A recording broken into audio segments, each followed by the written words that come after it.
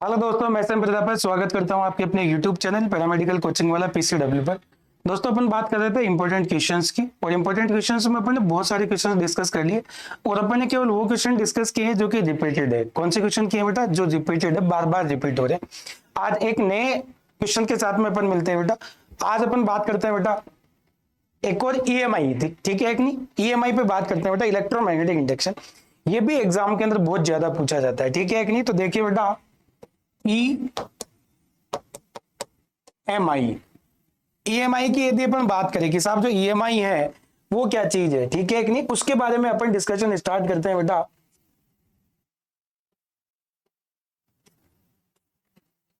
ठीक है, देखिए, ईएमआई जो अपने पास में होती है बेटा, इसको बोलते हैं अपन इलेक्ट्रोमैग्नेटिक इंडक्शन। इलेक्ट्रोमैग्नेटिक इंडक्शन, बहुत ध्यान से देखिए बेटा आप, तो चीजें क्लियरिटी से समझ में आएगी। इसको हिंदी में बोलते हैं बेटा विद्युत चुंबकीय प्रेरण। क्या बोलते हैं बेटा इसको अपन? विद्युत चुंबकीय प्रेरण।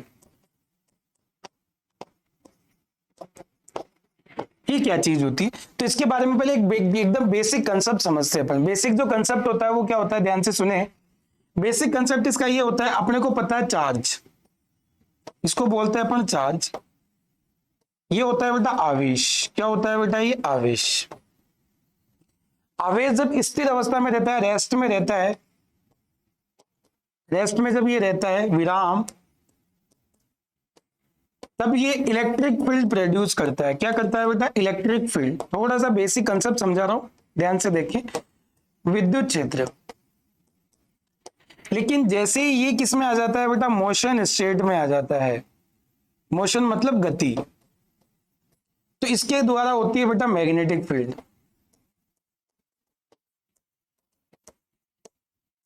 चुंबकीय क्षेत्र, ठीक है। अब ध्यान से सुने बेटा, जब मोशन स्टेट में आएगी ना, तो चुंबकीय क्षेत्र किस वजह से आता है? वो आता है बेटा करंट की वजह से। किसकी वजह से आता है बेटा? वो करंट। इसको बोलते हैं बेटा अपन धारा।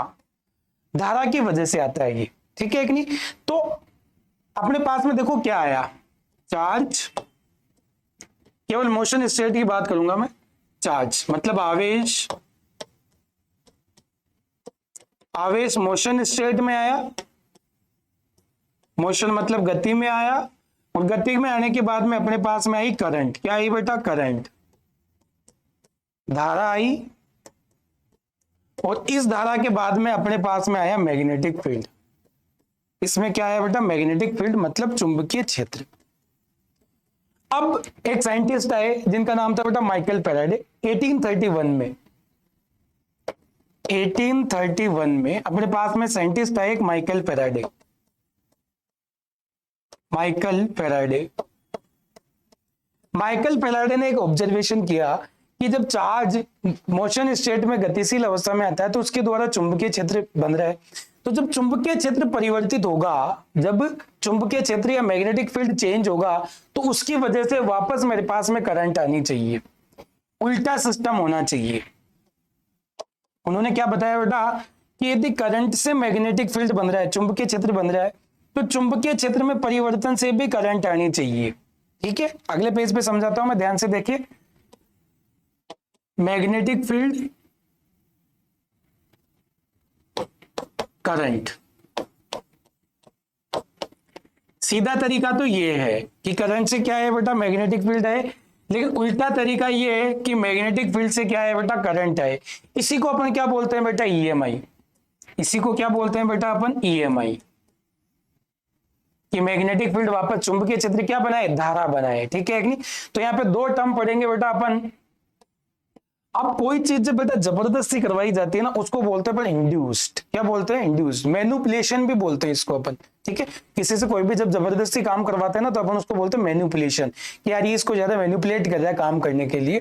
तो ऐसे ही अपने पास में देखो, मैग्नेटिक फील्ड से जो करंट बनेगी ना, वो जबरदस्ती बनाई जा रही है, इसको बोलते हैं अपन इंड्यूस्ड। इसको क्या बोलेंगे बेटा? इंड्यूस्ड। और इंड्यूस्ड को दो भागों में डिवाइड करके पढ़ा। आपको पता है कहीं पे भी यदि करंट आती है, धारा आती है, तो बैटरी होती है या सेल होता है, तो इसलिए अपने पास में जरूरी होता है इंड्यूस्ड ईएमएफ। वर्ड आता है इंड्यूस्ड ईएमएफ।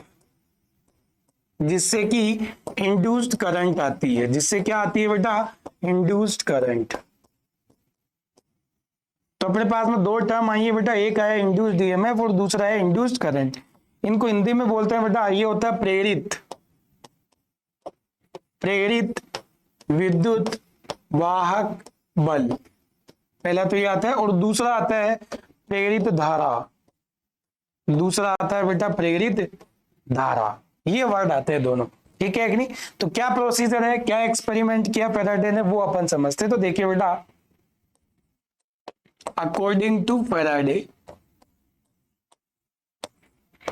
और फैराडे ने जो एक्सपेरिमेंट किया ना, वो किया बेटा 1831 में। ठीक है, फैराडे ने क्या किया बेटा, एक कोयल ली, कुंडली ली, ऐसे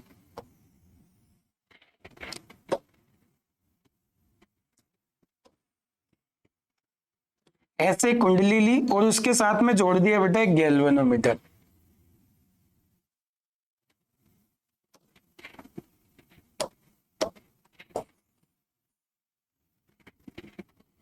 इसके साथ में जोड़ दिया बेटा गैल्वेनोमीटर यू।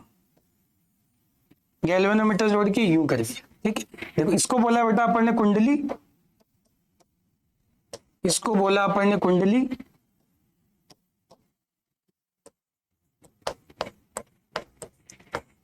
कोयल। ठीक है, और इसको बोला बेटा अपन ने गैल्वेनोमीटर।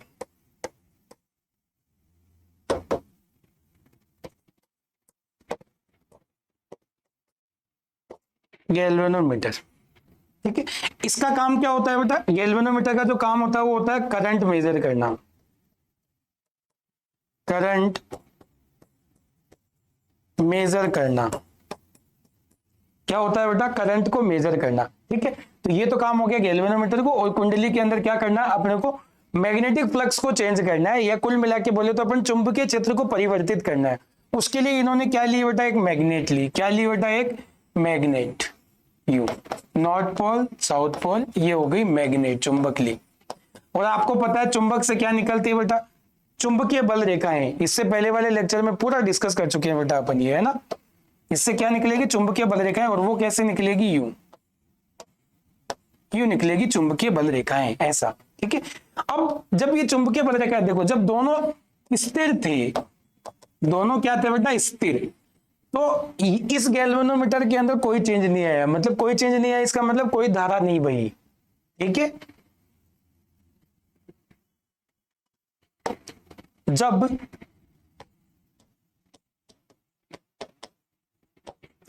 चुंबक तथा कुंडली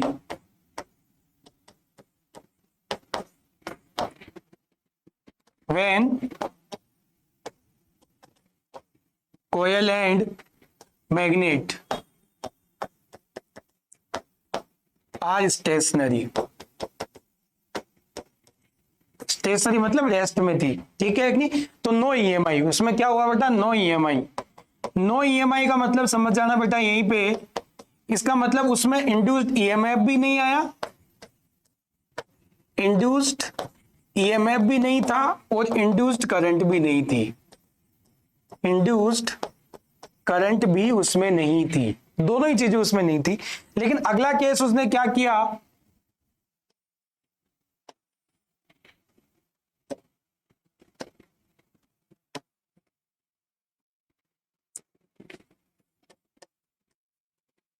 अगले केस में क्या किया बेटा?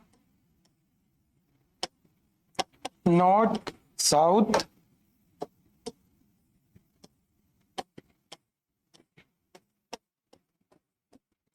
यू। ठीक है कि नहीं? या तो इसको दूर ले जाया जाए, ये इसको पास लाया जाए। ठीक है कि नहीं? उल्टा लगा दिया इनमें साइन। पास लाया जाए या दूर ले जाया जाए, ये इस कुंडली को दूर ले जाया जाए या पास लाए। जब भी इस कोयल से रिलेटेड चुंबकीय फ्लक्स, मैग्नेटिक फ्लक्स, मैंने बता दिया था मैग्नेटिक फ्लक्स क्या होता है, वो यदि चेंज होगा तो इसके अंदर ईएमआई होगी। ईएमआई होगी, इसका मतलब क्या आएगा? इंड्यूस्ड ईएमएफ भी आएगा और इंड्यूस्ड ईएमएफ भी आएगा। तो देखिए बेटा, व्हेन द related flux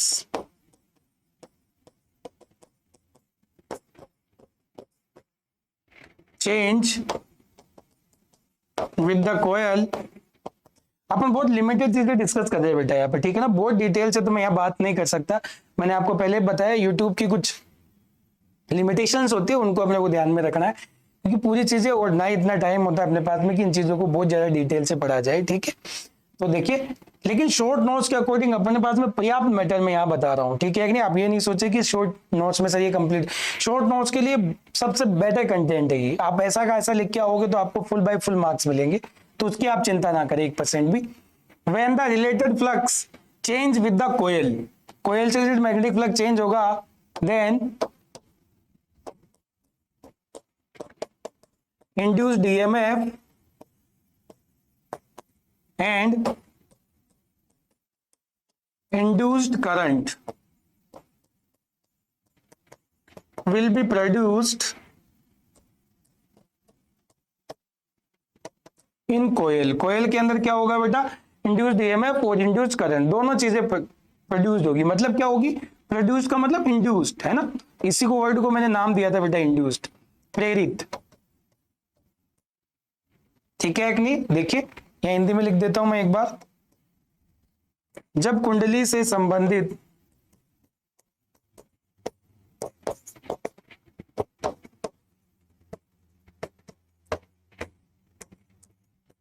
विद्युत फ्लक्स परिवर्तित होता है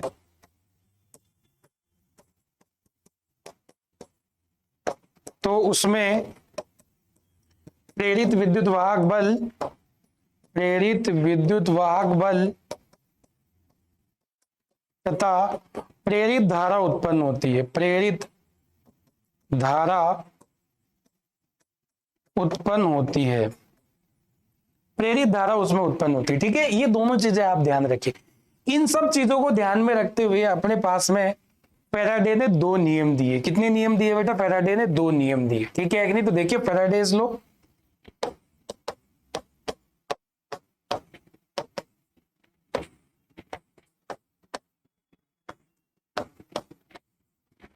फैराडेज लॉ, फैराडे के नियम,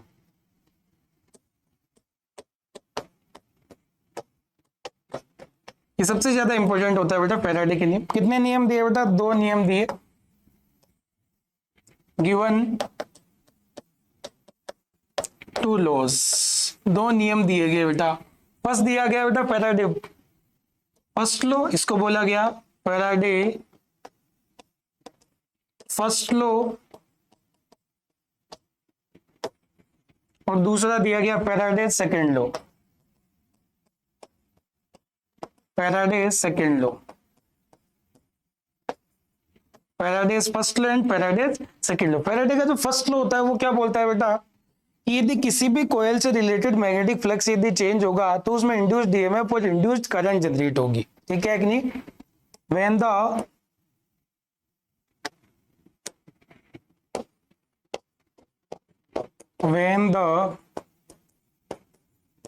related magnetic flux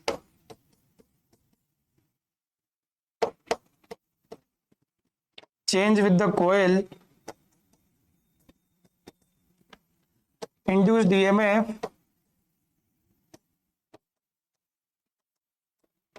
and induced current will be produced in that coil, ठीक है कि नहीं।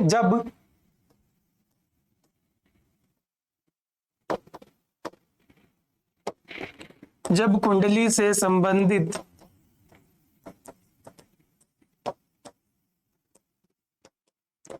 विद्युत फ्लक्स परिवर्तित होता है तो उसमें प्रेरित विद्युत वाहक बल तथा प्रेरित धारा उत्पन्न होती है, प्रेरित धारा उत्पन्न होती है,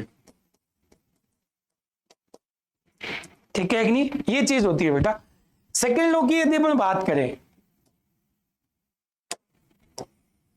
सेकेंड लॉ की यदि अपन बात करें तो सेकेंड लॉ बोलता है बेटा कि किसी भी कॉइल के अंदर रिलेटेड जो इंड्यूस्ड ईएमएफ होगा वो क्या होगा, उसमें चेंज फाई के बराबर होगा। तो देखिए बेटा, according to this law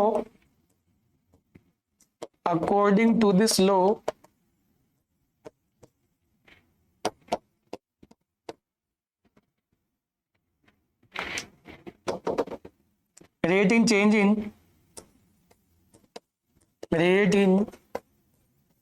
change in related flux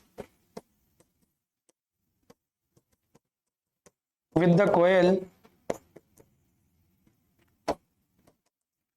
will be directly proportional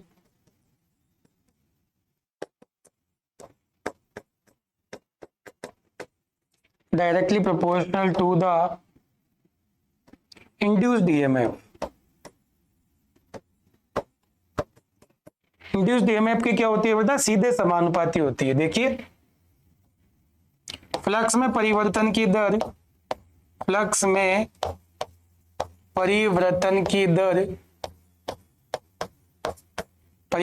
दर प्रेरित विद्युत वाहक बल के समानुपाती होता है।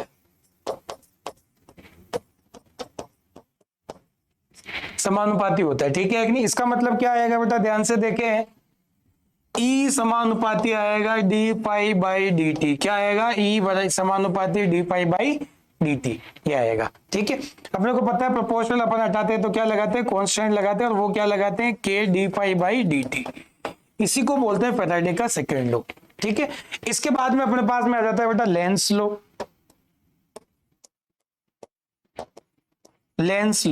लेंस लॉ में और फैराडे के द्वितीय नियम में बहुत कम फर्क है। फैराडे चेंज को बताता है, लेकिन ये बताता है कि जो भी चेंज उसके अंदर हो रहा है उसका क्या करता है, अपोजिशन, विरोध करता है। वो कौन करता है? लेंस के अकॉर्डिंग। ठीक है कि नहीं? तो देखिए बेटा, व्हेन द कोयल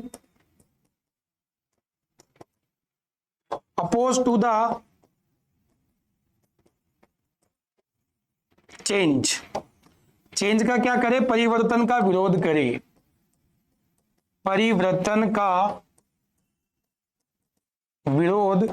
करे। ये चीज किसने बताई बेटा? लेंज ने। इसका मतलब एक छोटा सा चेंज करते अपने पास में क्या बन गया बेटा, लेंज का नियम। वो आता है minus d phi by d t. ठीक है, तो अपने पास में क्या आ गया बेटा, ये। तो ये अपने पास में क्या था बेटा, ईएमआई से रिलेटेड जो लॉस थे उनके बारे में अपन ने डिस्कस किया। ठीक है कि नहीं? मेनली अपने पास में जो ईएमआई पे क्वेश्चन आता है वो यहीं से आता है कि ईएमआई के बारे में बताइए। ठीक है, इसके अलावा इसके टाइप्स पे और बात आती है कि साहब ये जो टाइप्स होते हैं वो कितने होते हैं। तो टाइप्स के बारे में जो डिस्कशन करेंगे वो करेंगे अपन नेक्स्ट लेक्चर के अंदर। इससे पहले मैं आपको बता देता हूँ बेटा, आपकी जो एग्जाम है वो आने वाली है, तो इन क्वेश्चनों को आप ढंग से तैयार करके लेके जाए। यदि शॉर्ट नोट्स आते हैं तो आपको कहीं से कुछ भी लिखने की जरूरत नहीं। ये जो मैंने करवाया है यहाँ पर, ये पर्याप्त कंटेंट है, आप इसी को प्रॉपर लिख के आए। ठीक है कि नहीं? तो नेक्स्ट लेक्चर में मिलेंगे अपन, टाइप्स ऑफ ईएमआई के बारे में मैं बताऊंगा। तो टाइप्स ऑफ जो ईएमआई होता है वो भी शॉर्ट नोट्स के अंदर ही आता है। ठीक है, तो टाइप्स ऑफ ईएमआई अपन देखेंगे नेक्स्ट लेक्चर के लिए। Thank you, bye and take care.